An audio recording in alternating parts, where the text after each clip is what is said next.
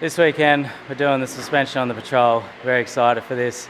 It's going to be an absolutely massive job. We have a whole pile of suspension there. We're starting here 5 o'clock on a Friday night and we're going to get into it and see how we go. I don't really know what I'm doing. I've never done this before, but I've got 3 boys here who are going to help me and we're just going to crack into it and see how we go. This isn't a instructional how-to video. This is just us having a go. So the suspension I've gone with is a 3-inch remote res Superior Engineering SUPERFLEX kit, plus a whole heap of extras to go with it as well. There's so much stuff there, you know, all your arms, shocks, coils, rear coil tower brace kit, front radius arms, drop boxes, sway bars, just you name it, it's there. So now I'm coming for the whole roster. It's not a game, why you playing with me? You could double back, lose track, try and hang with me. It must be in my veins, something you can't tame, cause I break the chains. Can't control me. Proudly supported by Outback Equipment, and in part by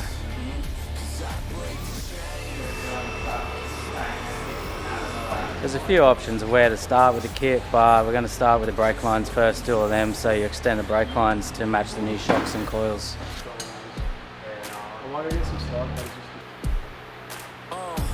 Please excuse me, She's off. Alright, let's screw in. As I said, we weren't 100% sure on where to start, but we figured we'd begin at the brake lines and get them extended for when we are lifting the car up and down further with that new suspension travel. That way we don't tear anything out. So it was just a matter of unhooking, disconnecting the old ones, and then quickly whacking those new ones in as fast as possible so you don't lose too much brake fluid.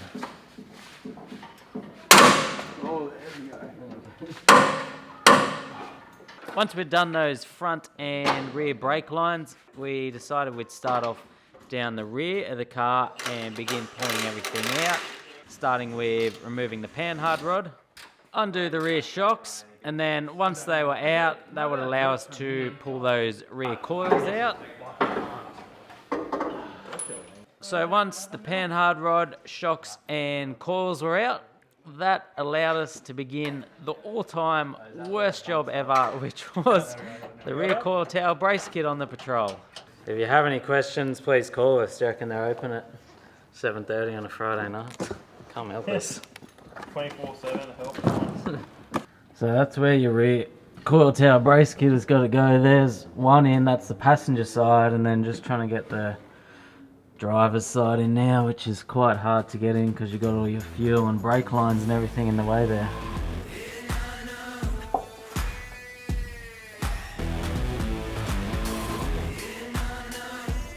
Might I add that the worst job in the world featured the worst bolt in the world to undo, which we needed a 10mm floppy head ratchet spanner to undo, which of course we did not have, so that made things even more fun for us. In the end, on the driver's side, we actually had to undo the body mounts and slightly lift the body up to allow that bracket to go in. There was just no way we were getting it in otherwise over the top of that coil tower, and massive thank you to Adam from G-Works who saved us and got it in for us, because without him we were screwed. Time has gone on a little bit. We got those brake lines in, we still need to bleed them. And then we pulled the back apart, so took the shocks, coils, sway bar out, PANHARD rod, and once that's all out, we're doing the rear coil tower brace kit and the dropout cones, but that's taken us, how long has that taken us? 4 hours. That's been an absolute mission, so I do not recommend doing them on a Patrol. They're just painful to get in, especially on the driver's side. Passenger side is not too bad, but the driver's side, you just have to move everything out of the way, all your brake lines, your fuel lines. There's just no room in there. We actually had to unbolt the body and lift the body up to get your plate in there. But this is what it is. It's a rear coil tower brace kit, and the reason for them being that these Patrols are known, once you put some weight on them, for cracking the rear coil tower brace kit. So that's why we're bracing it. So we've got our big brackets up under there that sit above the coil towers, between the coil tower and the body. Got to get the dropout cones up in there too, which is painful to get them up. And then there's metal bars that we still need to do to go between your coil tower brace kits to basically brace the whole thing. And once that's in, we can start reassembling the rear with the coils, the shocks, the PANHARD rod, the bump stops, the sway bar, everything back in. You got a big hammer? Big hammer. Yeah. How big is big? Oh, fairly big.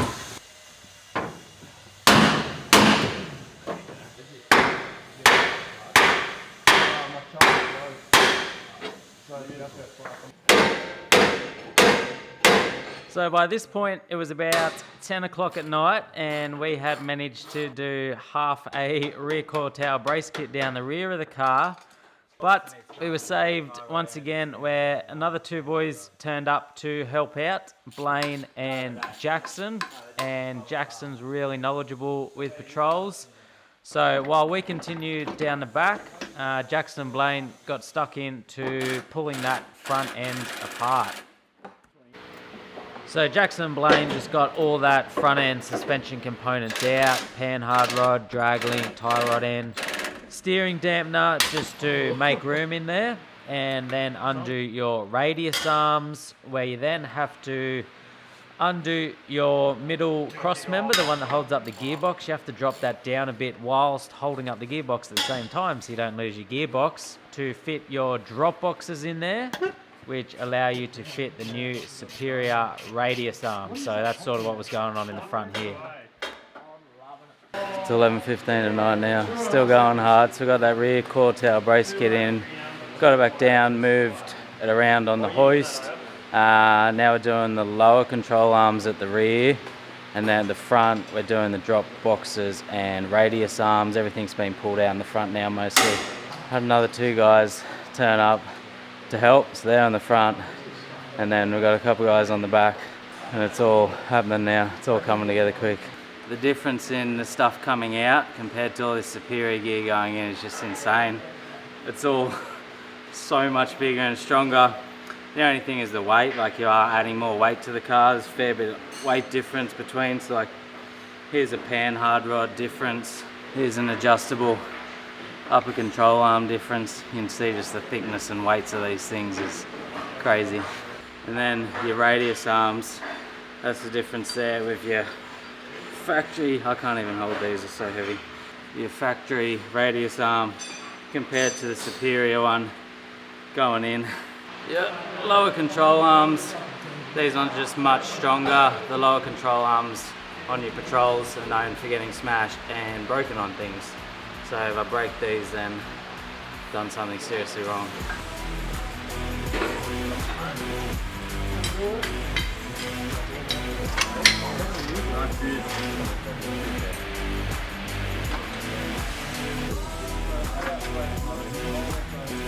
Down here.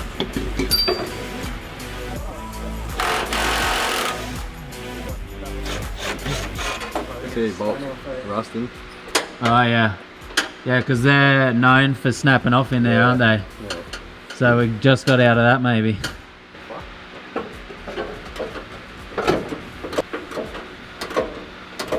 So do the drop boxes just lower the place to mount the radius arms? Yeah. Is that for your car, like just for your caster and stuff? It helps the caster and shit too. But it's also so the HyperFlex, or the SUPERFLEX arms can pivot off that, so you get more flex instead of just being in one bolt because it barely moves. Yeah, okay.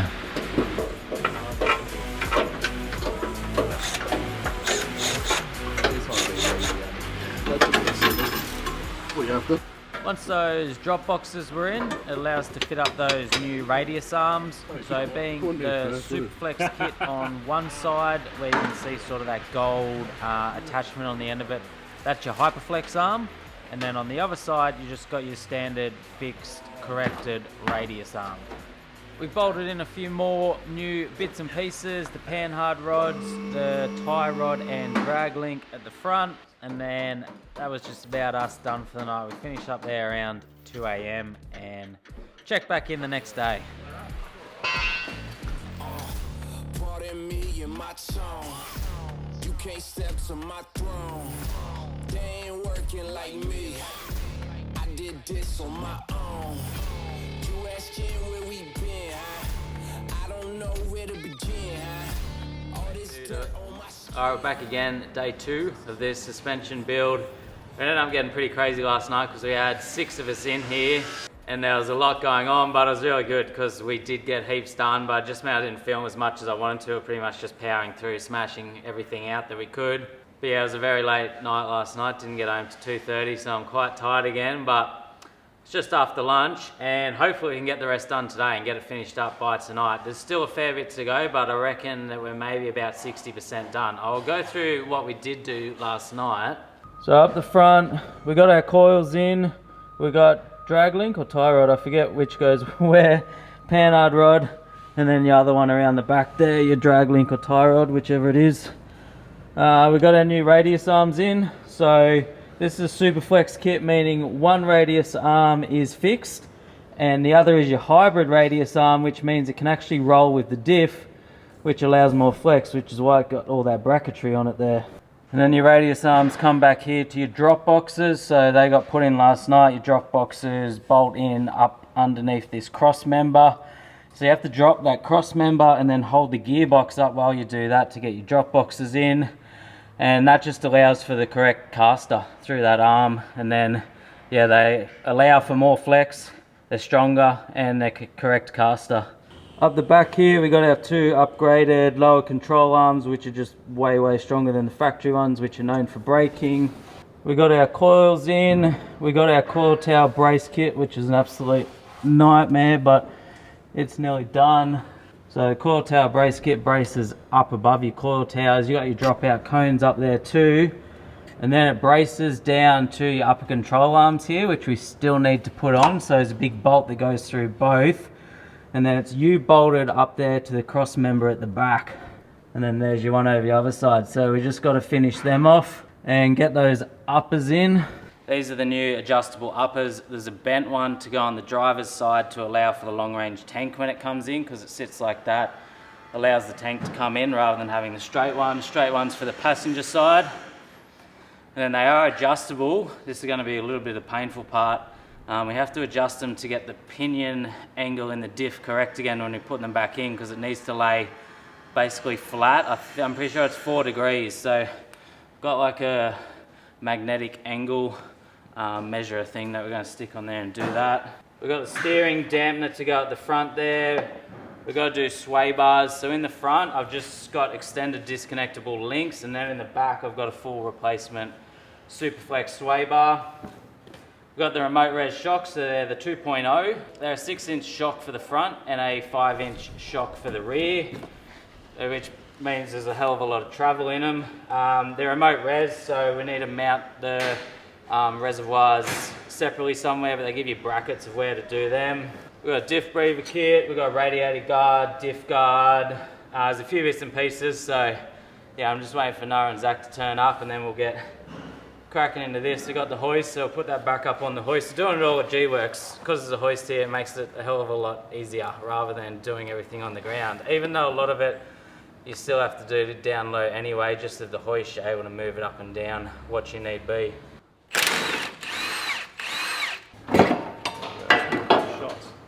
So because you got the 6-inch shocks in the front, you have to get a raised shock mount tower to actually allow the travel to happen in them. So I pulled that one out, and then it's a bolting new one. Yeah, I'll do a couple more. Just go. Did that turn it? Yeah, that was on the nut. And then the other thing we're trying to do at the front here is extend the bump stop because there's so much travel. So you're using the same bump stops, but you're just extending them with this. And we've done the other side, that was quite easy, but this side seems to have like rusted on. We can't get it off. It's just the fun of working with a 20-year-old car. Half things turn into a nightmare because it's just rusted on or bolt snaps or something.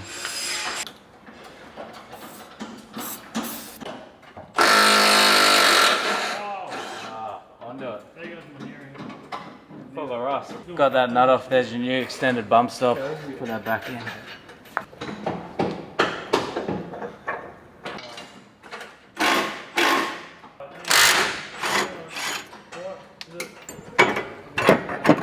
No, I'll give it back. I'm just getting this out. There you go. And pull that old shock tower mount out and new one in needs to be bolted up. The only interesting thing with these is actually doing the shock mount up from here, trying to get that nut over the top. You sometimes have to drill in from the bottom. Superior said that these ones you don't, but I'm questioning whether or not we're going to have to hole saw in from the top to actually do the shock up. Now just chucking these remote reservoir mounts in. That coil back in. There's a difference in the these. These are your old ones. And these are obviously your fresh remote res ones. With this thing that comes with it, it says you can put it on, but to stop stone chips on the shaft. But then it also says you need to pull it off regularly to clean the shaft because stuff gets caught in there. So we're just going to leave it off. Oh yeah, so it's adjustable. So does that just mean make it softer or harsher? Yeah, pretty much. From there, we kept going with the rear of the car, finished off that rear coil tower brace kit. We had a few bolts to tighten up and get those adjustable upper control arms in, which we just set according to Superior's instructions. Noah had more fun there, doing the world's second hardest bolt to do up. So he spent about half hour there trying to do up a very painful bolt. We then got those coils in and got the shocks in for the rear with their remote res mounts. So the Superior shocks, remote res shocks, come with mounts with a specific place to mount them and then mount your reservoir on them. With the coils at the rear, you have to bolt them down with coil retainers just so they don't pop out on full flex with those long shocks. Next up was doing those remote res shocks on the front, so getting the shocks in and just mounting up those reservoirs all correctly. And then of course our premonition came true where we got it all in and it all sits there, but there's just no way to do up that top nut as there is no room now with that raised shock tower mount. So we had to hole saw in the engine bay from up top there just so that you can do up the bolt, and I've had quite a few mates who have had to do that. It's quite a common thing when you go for these bigger shocks on the patrols, that's just what you have to do. After that, I laid around on the floor for a while pretending I was doing something by looking at the rear diff pinion angle, but I had no idea what I was doing, to be honest.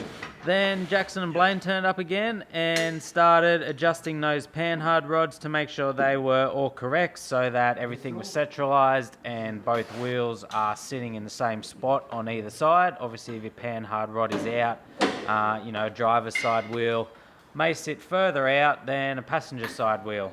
Once they were done and sitting as even as we could get them, Jackson got onto the steering dampener on the front. With those steering dampeners, you do need to make sure they are mounted correctly in the right spot so that when you turn one way and open it up, it's not going to pull the shaft out or break a bracket off or something like that. And same as when you're turning the other way, when it compresses it, it's not going to smash something. Jackson then had a hell of a fun time trying to work out the jigsaw puzzle of the rear sway bar kit while I grinded some stuff. By this point, it was starting to get late again on the Saturday night. We were all getting very worn out. We were on the home straight though, bolted up the front diff guard, which it's just a big bolt that goes through the radius arm and then a U-bolt / bracket over the diff.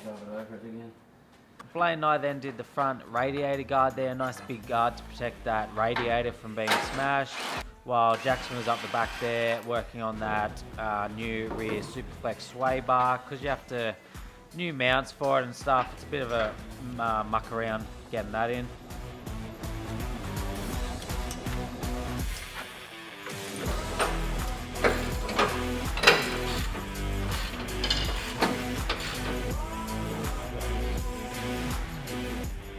We had one last issue there where that new radiator guard was sitting only a few mil off where we had mounted that steering dampener. So we just had to slightly loosen that and bash it back a little bit. We also did a full breather kit for the car, which I didn't actually film, but we ran breathers from the front and rear diffs up to the engine bay in a little port there. That was a kit from Superior as well. And we did the transfer case and gearbox. So we had all 4 breathers set up there. We then bled the brakes, went around the car and bled all 4 brakes because we hadn't done that yet from when we started. And that was just about us finished up, done, completed for the night. If you have any questions about the job or why we did things a certain way, probably best not to ask me because I wouldn't have a clue. It's the first time I've ever done anything like that, and I was just making it up / relying on the other boys there who knew much more than me.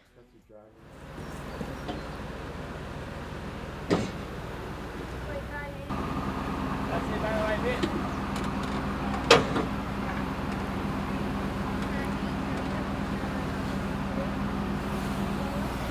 Alright, it's a couple of days later. We finished doing up the suspension. That was an absolutely massive job, and thanks like so much to all the boys who helped me do it. There's just no way I would have got it done before Christmas otherwise, or these holiday periods. Just there was nowhere to get in to help me anywhere, and thanks to G-Works for letting me use their hoist and their shed. And yeah, I can't believe we smashed that all out, but I'm just absolutely exhausted. I'm still recovering.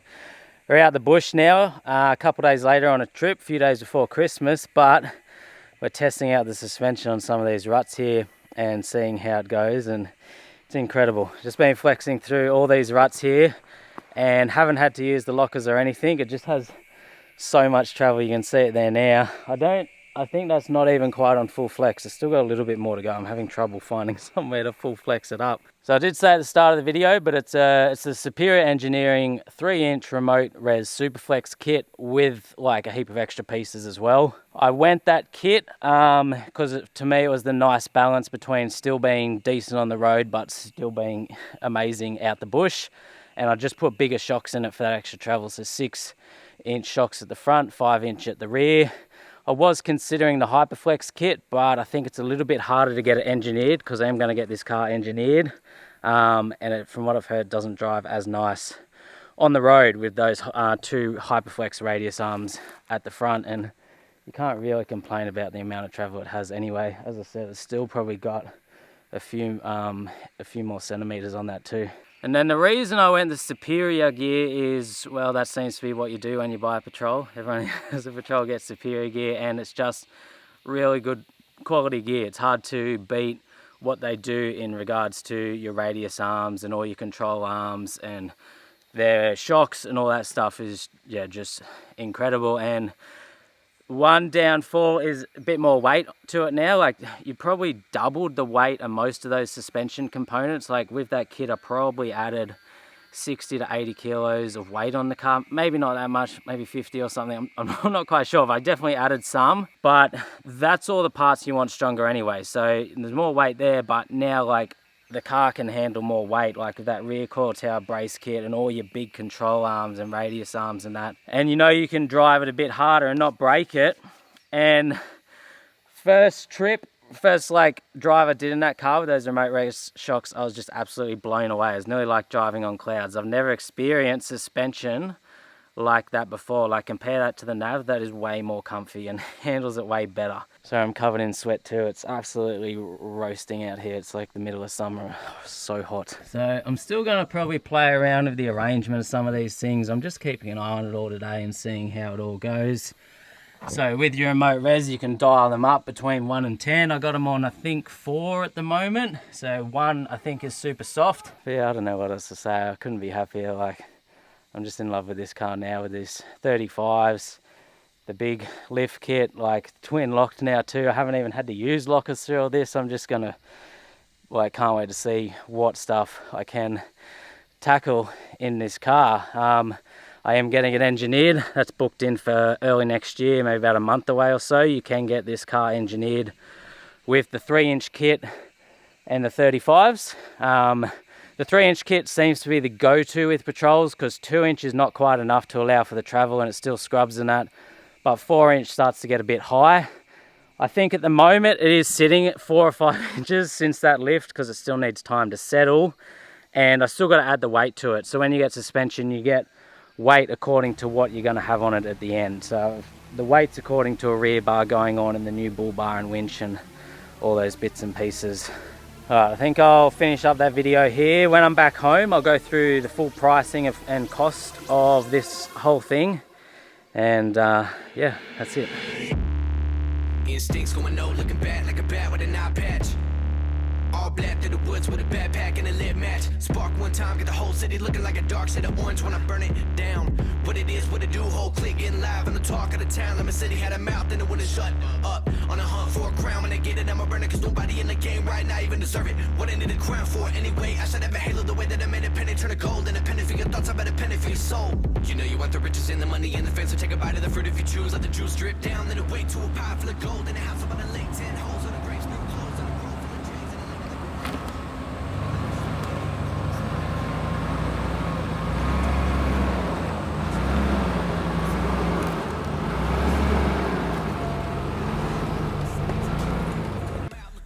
So here's a complete list with all the gear that we installed and put on the Patrol in this video. I don't think I missed anything. I think it's all there. So obviously the top one being sort of your main kit I got from them, which contains a whole range of stuff. Probably best to just head over to their website and check everything that's in there. And then below that is the rest of it, individually listed all the extra upgrades that I got. Now obviously with this suspension, it is on the higher end of cost. You know, it's quite an expensive suspension upgrade. So, you know, why go for that? Well, in the past I've always had, you know, your cheaper mid-range suspension upgrades, just your basic ones, you know, $1,500 through to $2.5 grand, something in that range. And I've always just upgraded shocks and coils and maybe a couple of other bits and pieces. But with this, I just wanted to go all out. I wanted the Patrol to be as capable and as strong as possible for when I'm doing those harder tracks in it and when I'm out in the middle of nowhere. I don't want something breaking. I don't want something failing on me and letting me down, and then it costs thousands of dollars to get you out of where you are anyway. So I really just wanted to go for the best and give it a go, and honestly I'm blown away with how capable it is, how well it works, and like how comfortable it is. It's just so comfortable out the bush compared to driving the nav now. Like the nav's pretty, you know, I always thought, oh yeah, the nav's pretty good, but when you actually drive something like this with that top of the line suspension, it just blows you away at how comfortable it is and how it handles, you know, corrugations, big hits out the bush and all those bits and pieces. So for me it really was worth it for me in this circumstance. yeah. All the way that way? Pardon me and my tongue. You can't step to my throne. They ain't working like me. I did this on my own. You asking where we been, huh? I don't know where to begin, huh? All this dirt on my skin. I just came here to win.